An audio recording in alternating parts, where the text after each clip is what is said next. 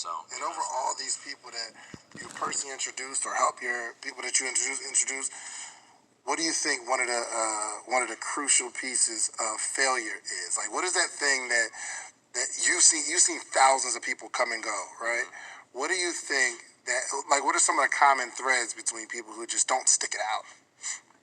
It's a couple of things. One, what people listen to.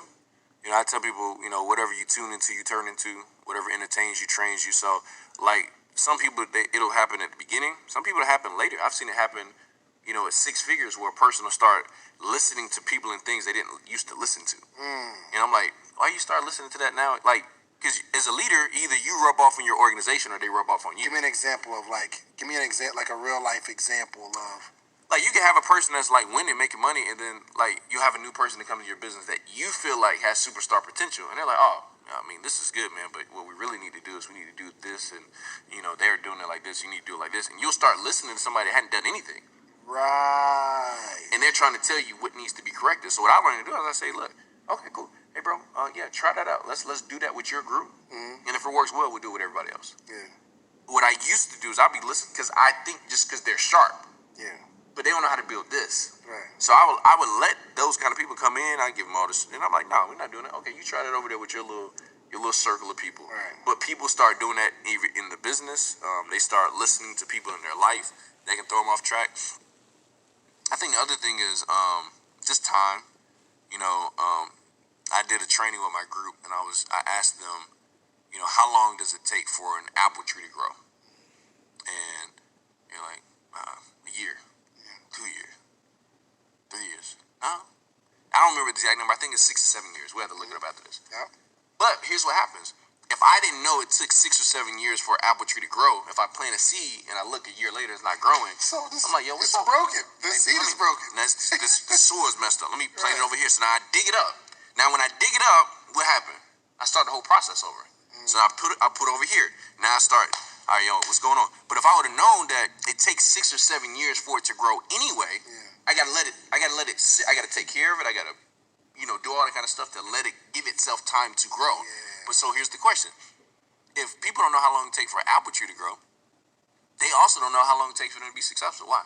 They've never been successful. So what they start doing is, man, I've been doing this for 6 months. I should have already been successful right now. Why do you say that? Who told you you should be successful? Right. Nobody knows. Nobody knows their time. So what happens is people start making these estimations of how long they've been doing it and what should have happened by now, whatever should have already done. So they start looking at time and they become impatient. So then they want to go do something else and then that's where the inconsistency starts. So I tell people, like, you got to just stay consistent, and your time will come eventually. But while you're doing that, make sure you know the skills. Yeah.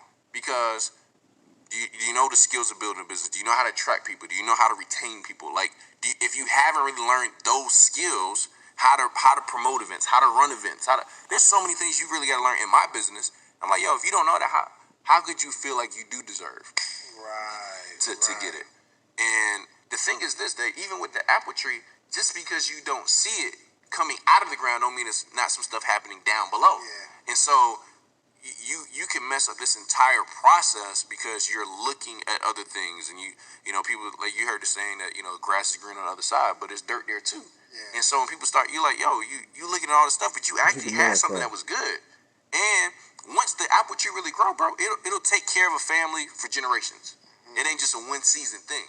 And that's where the development process comes, in my opinion, because once you really know how to do it, like, I feel good about this process in my business because I actually know what I did. Yeah. Like, it wasn't no, like, hey, Justin, here's 5,000 people, just manage them. Like, no. I know the presentations I did. I know what the work I had to do. I know what environment I had to create. And when you do that, just like growing that tree, now you're like, okay, well, I know how to grow a tree. So if we want to, you know, have an orchard, I'm planting a lot of seeds. I know how to take care of it. But in 6 or 7 years, we'll have hundreds of trees that are not growing. And I understand how to do it because I did it one time. Yeah. So give me an example of, like, development. Maybe something that you really struggled with, and what you did, and what were the results. You know what I mean? Just being able to document development.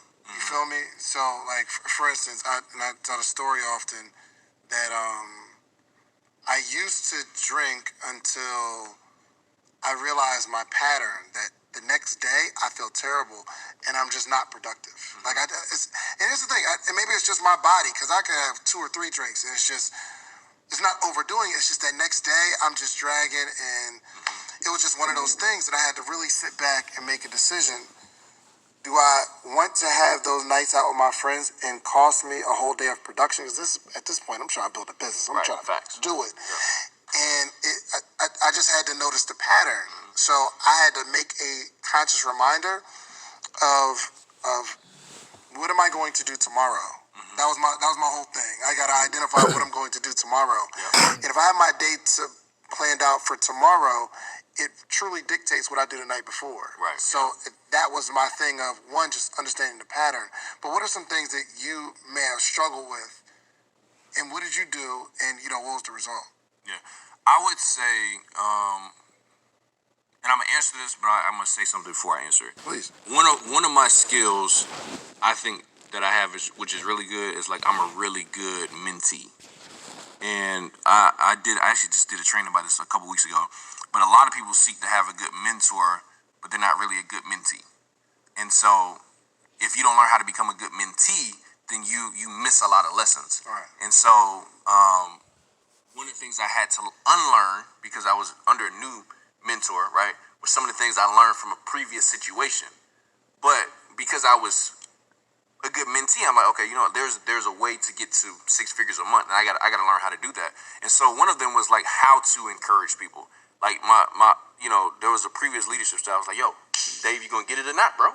Like, you want this or not? Because you know what? If you ain't gonna do it, I can do it without you. And that actually moves some people, depending on their personality type, but then it throws most people off. Yeah. Remember, like, there's a secret method that forces banks to give you